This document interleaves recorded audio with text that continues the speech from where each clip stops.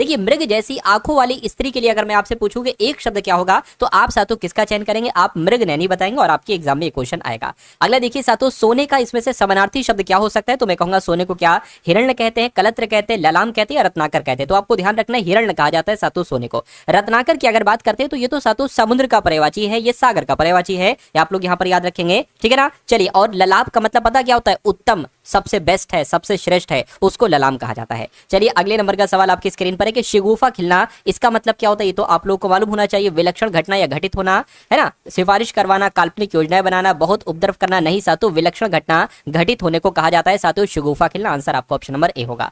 यानी कि जो स्वयं उत्पन्न हुआ हो उसके लिए एक शब्द क्या हो सकता है बताइए? तो उसको स्वयंभू कहा जाता है, आपको ध्यान रखने, जो स्वयं उत्पन्न हुआ हो। अच्छा, स्वावलंबी किसे कहा जाता है साथियों? अपने भरोसे रहने वाले को स्वावलंबी कहा जाता है। स्वाधीन की अगर बात करते हैं साथियों, जो अपने एक तरीके से जो स्वतंत्र रहता है ना, जो अपने अधीन रहता है या जो स्वतंत्र रहता है उसको स्वाधीन कहा जाता है, ये आप लोग को यहाँ पर मालूम होना चाहिए। सार्वभौम की अगर बात करें, जो एक तरीके से साथियों यहाँ पर अगर बात करें सार्वभौम, यानी कि जो सब भूमि देशों पर, यानी कि जितनी भी साथियों देशों की भूमि है वहां पर जो होने वाला है उसको सार्वभौम कहा जाता है। अगला सवाल आपकी स्क्रीन पर है, आपसे कहा जा रहा है कि शुद्ध वर्तनी वाले शब्द का चयन करिए। तो आपको बताना है साथियों यहाँ पर यथेष्ट कैसे लिखा जाता है? मैं कहूंगा ऐसे लिखा जाता है, ऐसे लिखा जाता है, ऐसे लिखा, ऐसे कैसे लिखा जाता है साथियों? यथेष्ट होता है। राइट आंसर आपको ऑप्शन नंबर सी होगा। अगला देखिए, कविता रचने वाली स्त्री के लिए एक शब्द क्या हो सकता है? तो उसको तो कवित्री कहा जाता है ना, कवित्री कहा जाता है। तो कविता रचने वाले पुरुष को कवि कहेंगे और कविता रचने वाली स्त्री को साथियों क्या कहा जाएगा? कवित्री कहा जाएगा, ये आपको ध्यान रखना है ना। चलिए उसके, अच्छा विदुषी शब्द यहाँ पर लिखा है, पता विदुषी किसे कहते हैं? विद्वान स्त्री जो होती है उसको विदुषी कहा जाता है।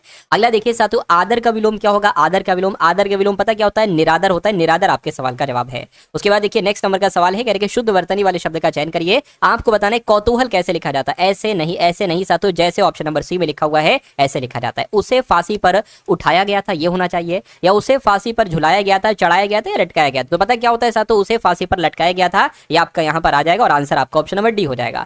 किनारे का समानार्थी शब्द आपसे पूछा जा रहा है। किनारे को केली कहते हैं, केतु कहते हैं, कुल कहते हैं, कूल कहते हैं। मैं कहूंगा कूल कहा जाता है साथियों किनारे को। आंसर आपका डी हो जाता है। व्यर्थ खर्च करने वाला, यानी कि साथियों व्यर्थ जो खर्च करता है उसको देखिए दो चीजें आप लोग याद रखेंगे। एक शब्द यहाँ पर आप लोग याद रखेंगे साथियों मितवई और एक अपवई।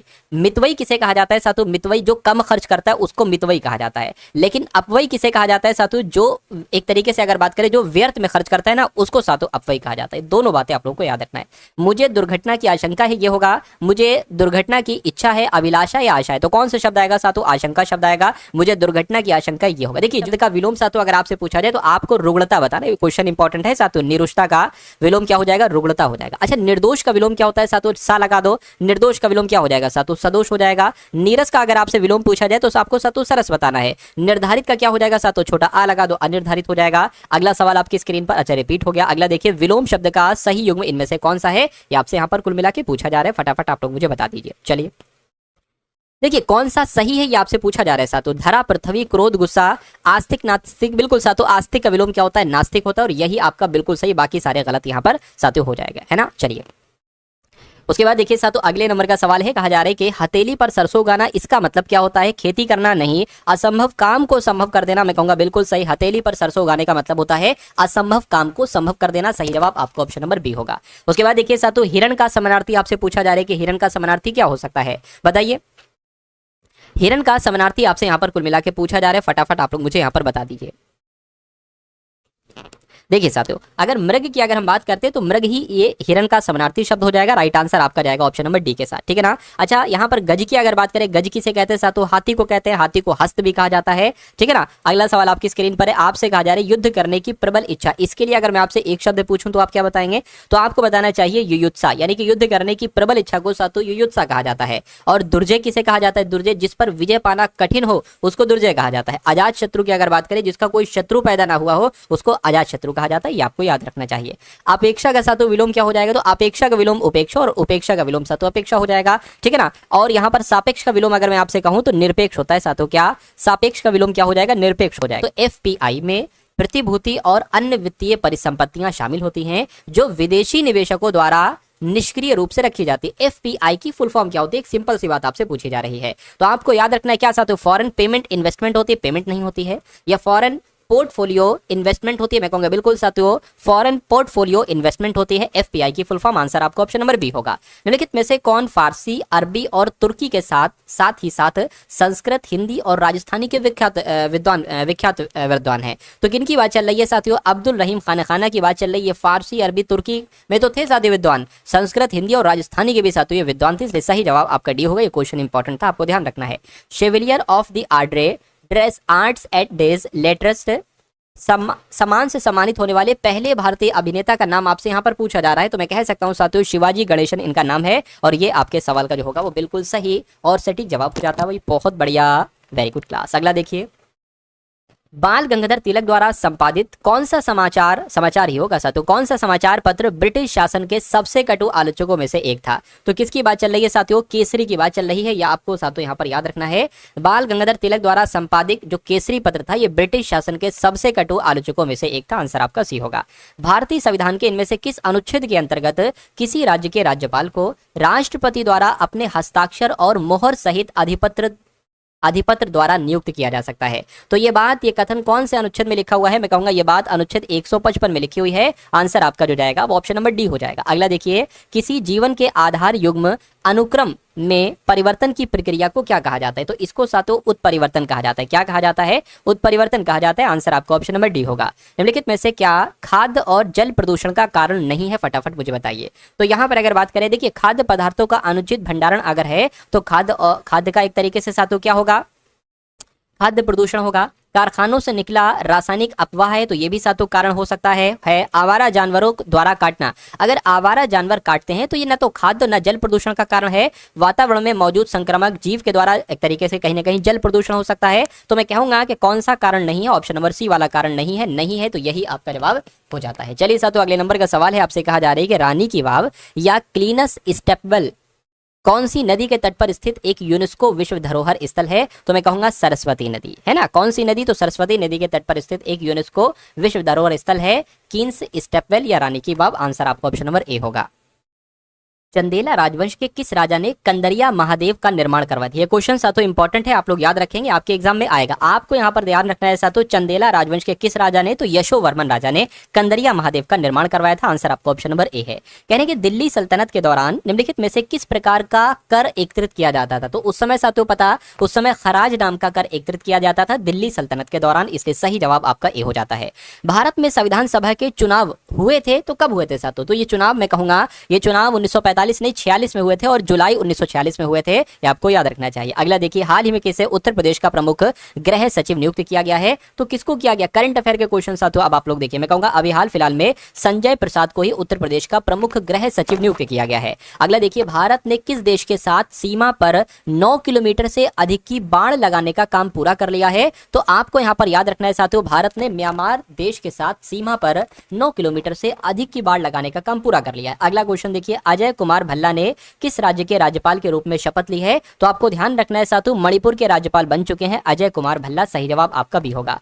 किस राज्य के वन विभाग ने महाभारत पर आधारित एक उद्यान विकसित किया है? तो यहां पर अगर साथियों बात करें कि आपका जवाब क्या हो सकता है, तो आपका जवाब उत्तराखंड हो जाएगा, यानी कि उत्तराखंड राज्य के वन विभाग ने महाभारत पर आधारित एक उद्यान विकसित किया है। उसके बाद देखिए साथियों, उत्तर प्रदेश अधीनस्थ सेवा चयन आयोग यानी कि यूपी 80 के अध्यक्ष किसको नियुक्त किया गया है? तो आपको ध्यान रखना चाहिए, इनका नाम डॉक्टर सत्यनारायण सावत है, और ये यूपी 80 के अध्यक्ष बन चुके हैं। अगला देखिए, एसोचैम के महासचिव साथियों किसको नियुक्त किया गया है? तो मैं कहूंगा मनीष सिंघल को ही एसोचैम का महासचिव नियुक्त किया गया है। उसके बाद देखिए, किसने राजस्थान के कोटा में सुपोषित मां अभियान के तीसरे चरण का शुभारंभ किया है? तो आपका जवाब साथियों यहां पर क्या हो सकता है? ओम बिरला आपका जवाब हो जाएगा, यानी कि ओम बिरला ने राजस्थान के कोटा में सुपोषित मां अभियान के तीसरे चरण का शुभारंभ किया है। अगला देखिए, तेंजिंग यांकी ये किस राज्य की पहली महिला आईपीएस अधिकारी बनी है? तो आपका जवाब यहां पर क्या हो सकता है, बताइए।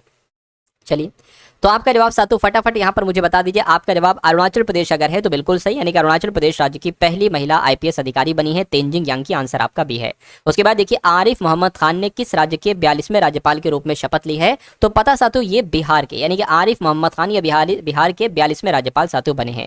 ब्लिंकिट ने किस शहर में 10 मिनट में एम्बुलेंस सेवा शुरू की है? तो आपका जवाब साथियों यहाँ पर गुरुग्राम हो जाएगा। ब्लिंकिट ने गुरुग्राम शहर में 10 मिनट में सवाल 2 से 3 सवाल पूछे जा रहे हैं। देखिए, नंबर सीरीज का एक सवाल है, आपसे कहा कहा जा रहा है कि 30 है, 41 है, उसके बाद सातों 57 है, उसके बाद 78 है, उसके बाद 104 है और उसके बाद सातों यहाँ पर 135 है। तो अगला नंबर यहाँ पर क्या हो सकता है? देखिए अगर हम कोशिश करें, अभी मुझे नहीं पता इसमें क्या सॉल्यूशन हो सकता है, लेकिन हम ट्राई करते हैं कि भाई अगर 30 से 41 पर जाएंगे तो 11 बढ़ रहा है, 41 से 57 पर जाएंगे तो सातों यहाँ पर 16 बढ़ रहा है, और 57 से 78 पर जाए सातों तो कितना बढ़ रहा है? 21 बढ़ रहा है। ठीक है, कोई दिक्कत नहीं। 78 से 104 पर जाते हैं सातों कितना बढ़ रहा है? 26 बढ़ रहा है। और 104 से 135 पर जाते तो यहाँ पर 31 बढ़ रहा है। तो सातों कुछ आपको समझ में आ रहा है? अब 135 में ऐसा क्या बढ़ा दें कि हमें ये आंसर मिल जाए। देखिए यहाँ पर भी 5 का गैप, यहाँ पर भी 5 का गैप, यहाँ पर भी साफ साफ नजर आ रहा है सातों। जब मैं बढ़ा रहा था ना तभी मुझे पता चल गया कि ये तो 5 5 5 का गैप हो रहा है, तो जाहिर सी बात है यहाँ पर भी 5 का गैप होगा। तो 31 और 5 कितना होता है? 36 होता है, यानी कि 135 और 36 कितना हो जाएगा? तो साथियों 11 हो जाएगा, और ये आपका 4 और मतलब 7 हो जाएगा, और 71, यानी कि 171 आ जाएगा।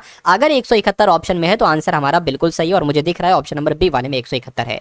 उसके बाद देखिए साथियों अगले नंबर का सवाल है, आपसे कहा जा रहा है कि धीरज संतोष का इकलौता पुत्र है, यानी कि जैसे आपसे कहा जाए वैसा वैसा आप करते जाइए, मेरे हिसाब से आंसर तक आप लोग बहुत आराम से पहुंच जाएंगे।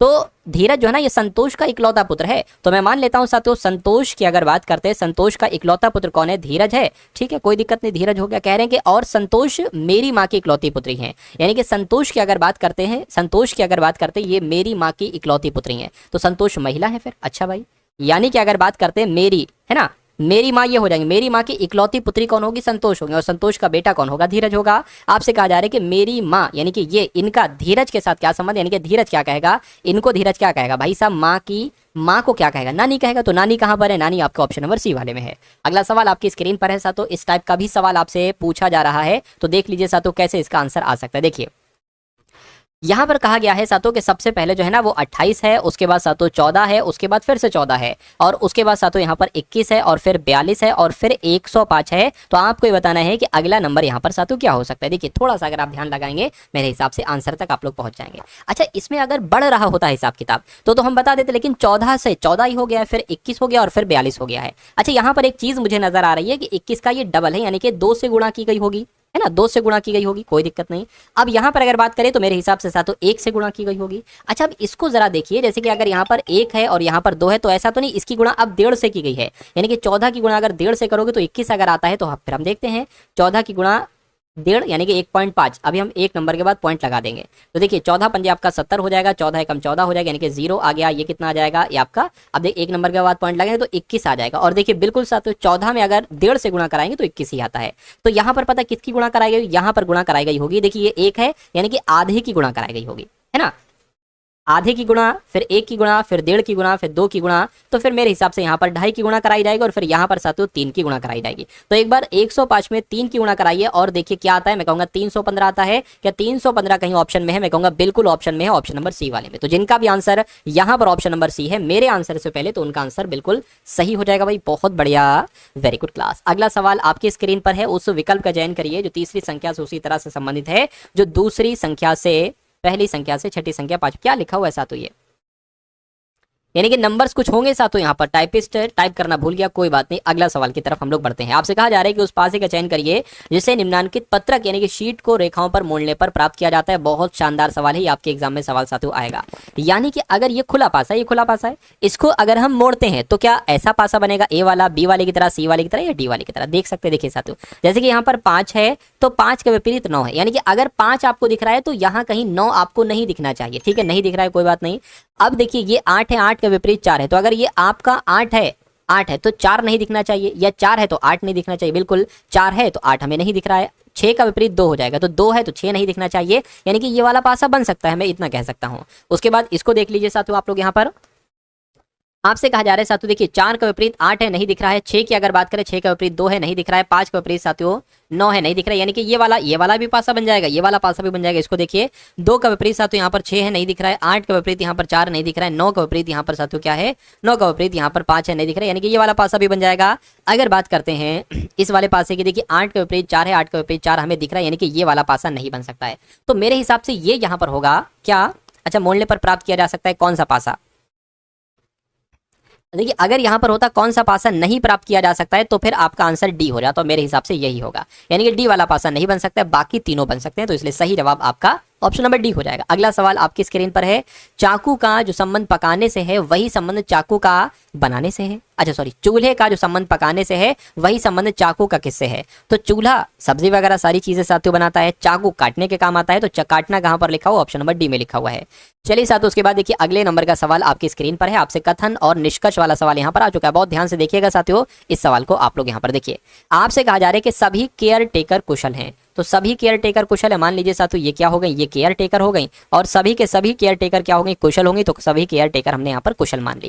कह रहे कि कुछ कुशल वकील हैं, तो मान लेते इतने कुशल क्या हो गए साथियों? इतने कुशल हमने वकील मान लिए। और फिर कहने के सभी कुशल, सभी के सभी कुशल कौन है साथियों? सभी के सभी कुशल यहाँ पर चित्रकार हो गए। अब निष्कर्ष पढ़िए और बताइए कौन सा निष्कर्ष सही है, कौन सा निष्कर्ष गलत है। कहा जा रहा है कि कुछ चित्रकार वकील हैं, है ना, कुछ चित्रकार वकील है। बिल्कुल साथियों, इतने चित्रकार वकील हो जाएंगे, बात बिल्कुल सही। कोई भी चित्रकार वकील नहीं है। सबसे पहला पॉइंट तो आपको ध्यान रखना है कि अगर कथन में पॉजिटिव है, कथन अगर पॉजिटिव है तो निष्कर्ष नेगेटिव नहीं आ सकता, नेगेटिव नहीं आ सकता, तो ये गलत हो जाएगा, गलत हो जाएगा। यानी कि केवल निष्कर्ष एक पालन करता है, ये आपका जवाब हो जाएगा, और ऐसा ऑप्शन नंबर ए में लिखा हुआ है। चलिए साथियों, अगला सवाल आपकी स्क्रीन पर आपसे कहा जा रहा है, इसको मैं थोड़ा बड़ा करने की कोशिश करता हूं। देखिए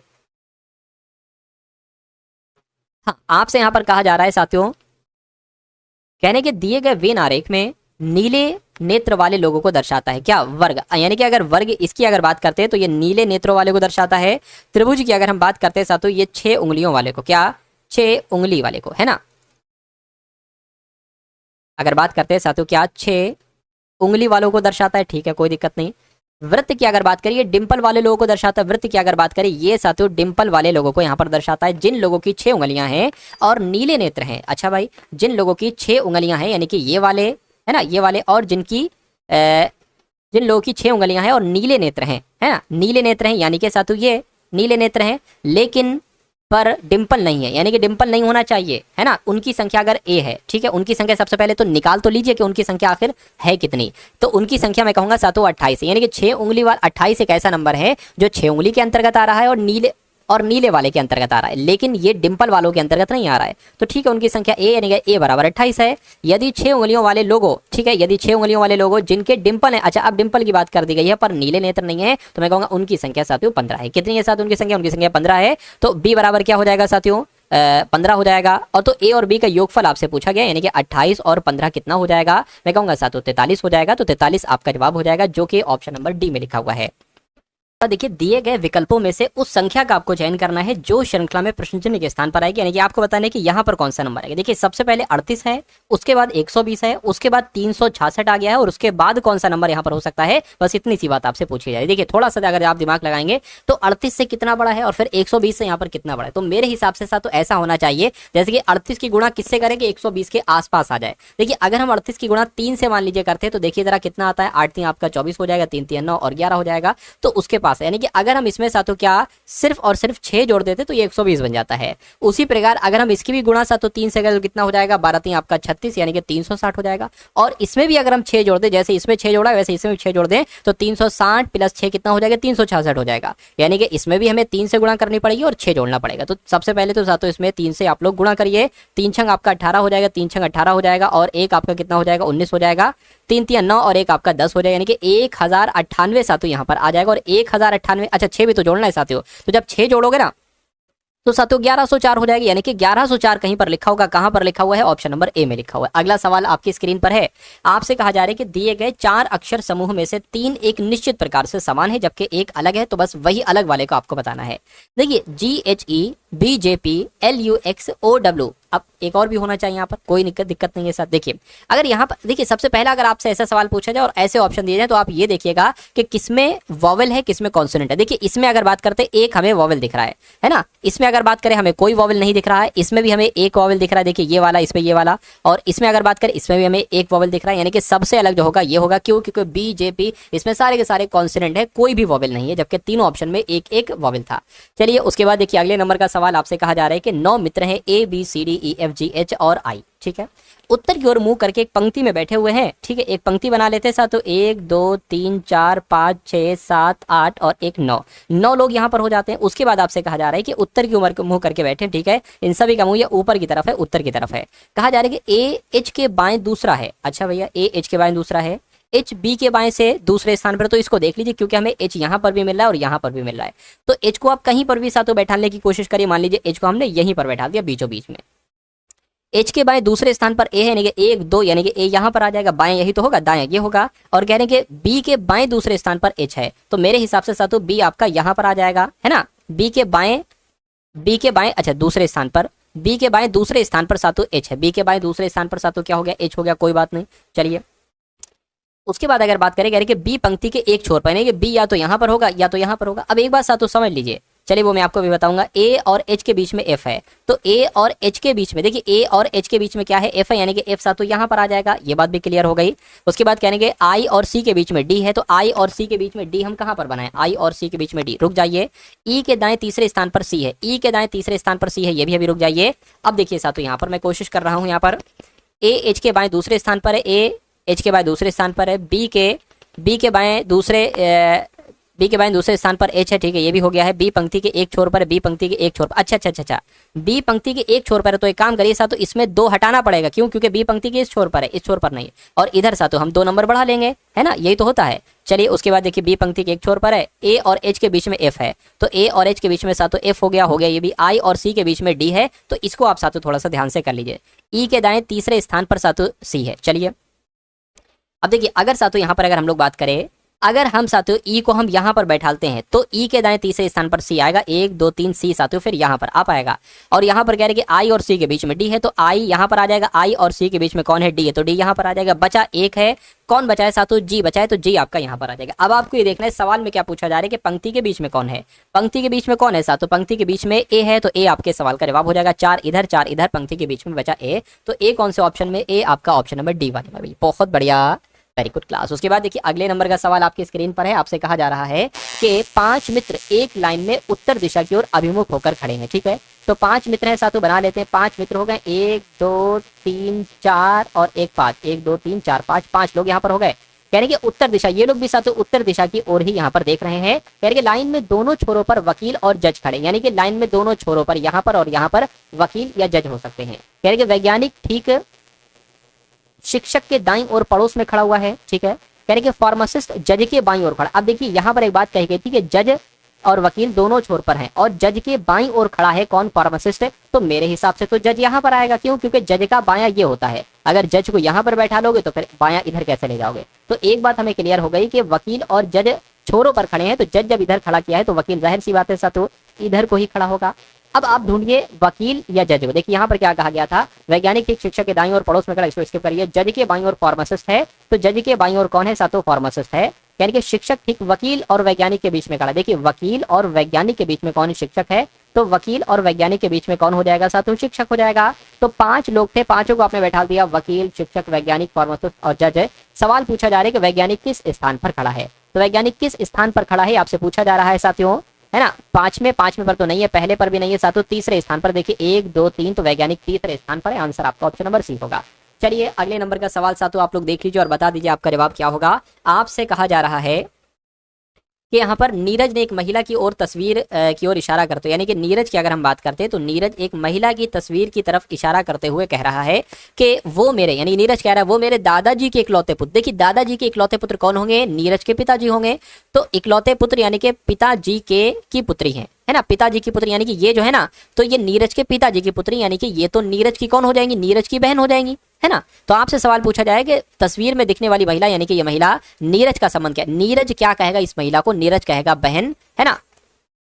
तस्वीर में दिखने वाली महिला के साथ, अच्छा अब यहाँ पर देखिए चेंज हो गया। अगर यहाँ पर आता तस्वीर में दिखने वाली महिला से नीरज का क्या संबंध, तो अगर से आ जाता है यहाँ पर ध्यान दीजिए, तो हम देखते कि ये नीरज क्या कहेगा महिला को। लेकिन यहाँ पर आया है कि तस्वीर में दिखने वाली महिला के साथ के आ गया है, तो आपको देखना है साथियों कि महिला क्या कहेगी नीरज को। तो महिला क्या कहेगी नीरज को, महिला भाई कहेगी, भाई कहेगी तो भाई आपका जवाब हो जाएगा। बस यहाँ पर से मामला थोड़ा बिगड़ जाता है।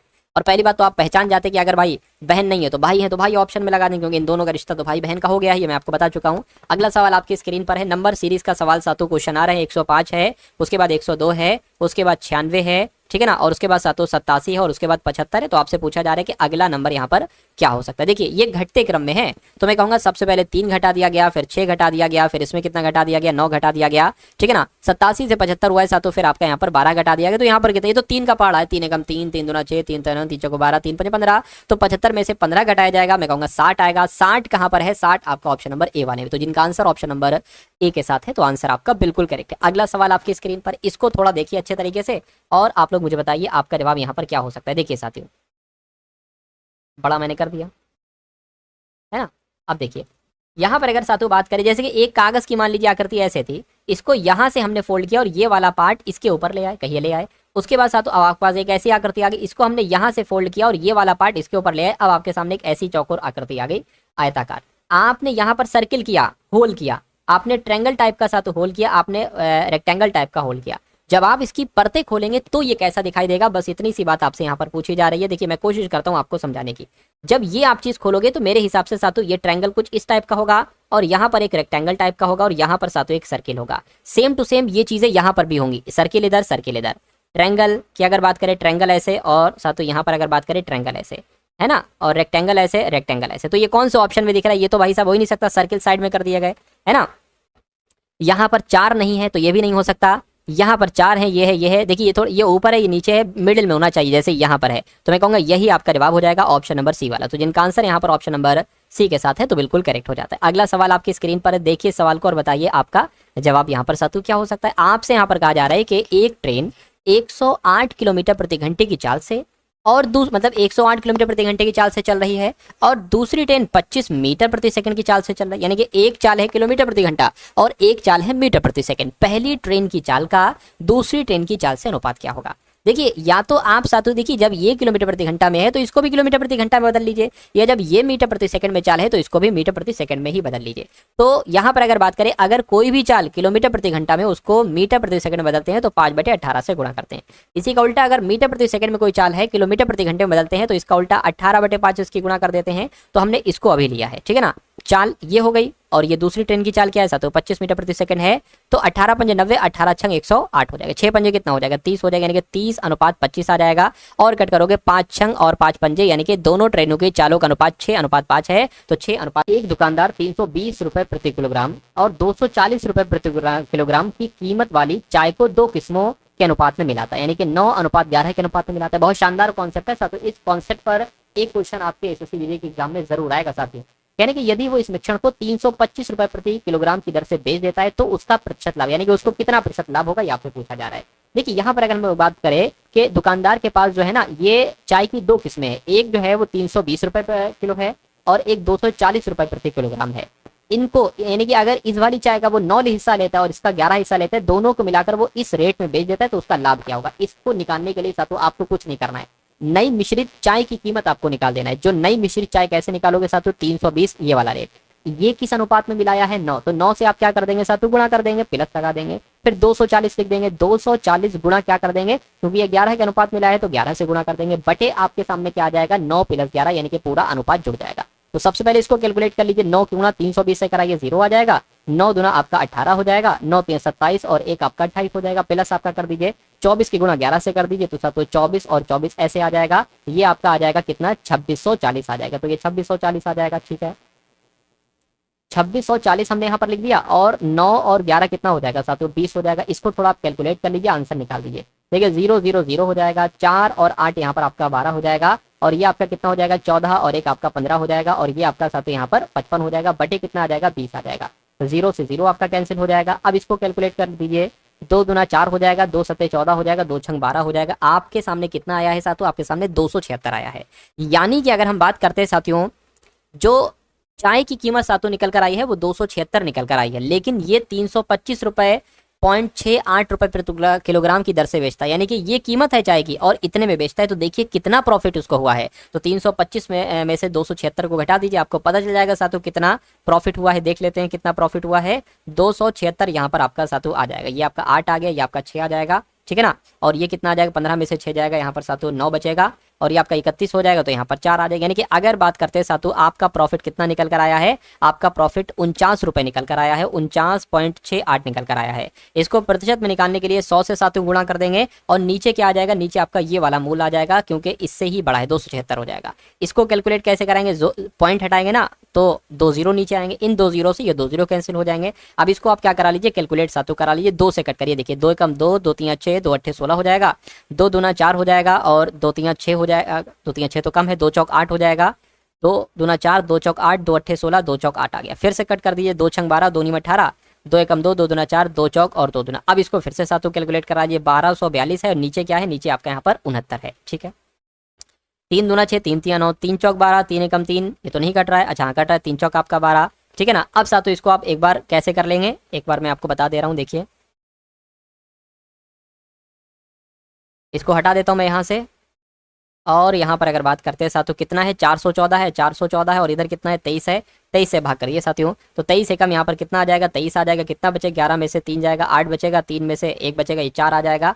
23 की गुणा किससे कराएं साथियों, देखिए 23 की गुणा अगर 10 से कराते 230 आता है, अगर 23 की गुणा 8 से कराएं तो कितना आएगा, 8 3 आपका 24 हो जाएगा, 8 दूना 16, 17 18, 184 बिल्कुल साथियों। यानी कि 23 अट्ठे कितना होता है, 184 होता है, तो कुल मिला के 18 आएगा यहाँ पर। इसको कट करेंगे तो 18 आएगा, यानी कि 18% का कितना साथियों, 18% का यहाँ पर जो होगा वो आपका प्रॉफिट होगा। और 18% का प्रॉफिट कहाँ पर लिखा हुआ है, ऑप्शन नंबर डी वाले में लिखा हुआ है। तो जिनका आंसर यहाँ पर ऑप्शन नंबर डी के साथ है तो बिल्कुल करेक्ट है। ये कॉन्सेप्ट साथियों बहुत शानदार था, इसलिए बहुत ध्यान से इस कॉन्सेप्ट को मैं कहूँगा एक बार और आप लोग रिपीट कर लीजिएगा।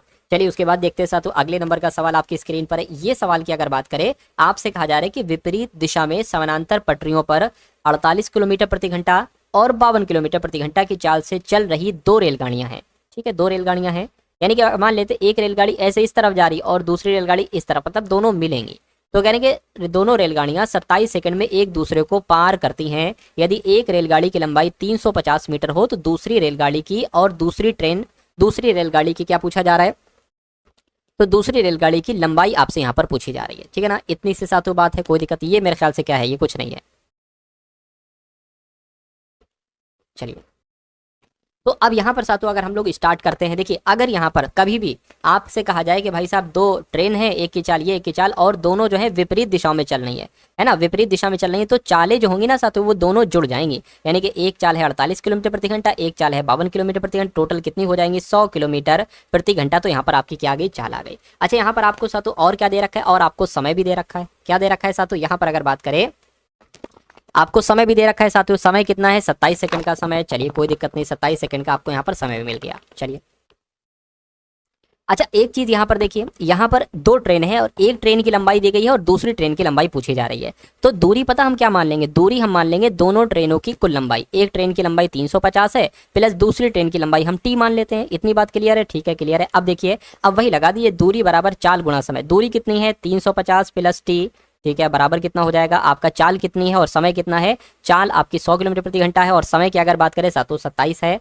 ना, कोई दिक्कत नहीं। अब देखिए एक काम करिए साथियों, ये मीटर में है ना, चाल हमें यहाँ पर भी मीटर में निकालनी है, ये सेकंड में सही है, लेकिन ये जो दोनों 100 किलोमीटर है ना, तो ये 100 किलोमीटर मैं कहूँगा साथियों इसको भी चाल को मीटर प्रति सेकंड में बदल लीजिए, तो 27 समय हो जाएगा 100 किलोमीटर प्रति घंटा। इसको अगर हम मीटर प्रति सेकंड में बदलेंगे तो 18/5 से इसकी गुणा करा देंगे, निकल आएगा, कोई दिक्कत नहीं सर। 18/5 नहीं बल्कि 5/18 से, क्यों, क्योंकि 18/5 से हम गुणा तब कराते जब मीटर प्रति सेकंड में चाल दी हुई होती है, तो किलोमीटर प्रति घंटा में। इसको कैलकुलेट कराइए, देखिए 3 निम 27, 3 छंग 18 हो जाएगा, है ना, 3 दूना 6 और 3 तिया 9 हो जाएगा। 2 से कट करेंगे तो 50 आ जाएगा। यानी कि साथियों कितना आ जाएगा, 350 प्लस टी बराबर कितना आ जाएगा साथियों, ये आपका कितना हो जाएगा, 3 पंजे 15 हो जाएगा, 15 और मैं कहूँगा 250 यहाँ पर आ जाएगा 5 से गुणा करके। टी बराबर कितना हो जाएगा साथियों, यहाँ पर कोई मिस्टेक तो साथियों मुझसे नहीं होगी, देखिए जरा एक बार चेक करा लेते हैं दोबारा से। यहाँ पर 27 और गुणा यहाँ पर कितना था साथियों, 100 था और 5/18 था, है ना, क्योंकि कुछ मिस्टेक यहाँ पर मुझे लग रही है। कोई दिक्कत नहीं, हम ट्राई कर लेते हैं एक बार फिर से।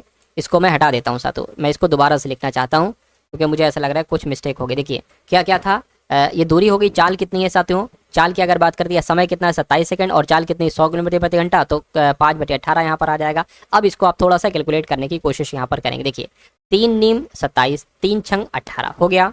2 से कट कर दें साथियों इसको, या 3 से, 3 दूना 6 और 3 तिया 9 हो गया। 2 से कट करेंगे साथ, तो यहाँ पर आपका 50 आ जाएगा और ये आपका यहाँ पर कितना आ गया 5 आ गया। नीचे का तो सारा कट गया, इसकी कैलकुलेशन करा लीजिए। 5 पंजे 25 यानी कि 250 तो यही हो गया साथियों। 250 गुणा 3 750 हो जाएगा। तो मैं कहूँगा 750 ये आ गया, बराबर के उधर 350 है, इधर आएगा तो माइनस का हो जाएगा। तो 750 में से 350 जाएगा तो 400 बचेगा, यानी कि 400 मीटर दूसरी ट्रेन की लंबाई है। और यही आपसे पूछा गया था दूसरी ट्रेन की लंबाई की। तो दोस्तों ये वीडियो आप लोगों को कैसी लगी कमेंट बॉक्स में ज़रूर बताएं। वीडियो अच्छी लगे तो वीडियो को लाइक करें और चैनल पर नए हैं तो चैनल को सब्सक्राइब करें।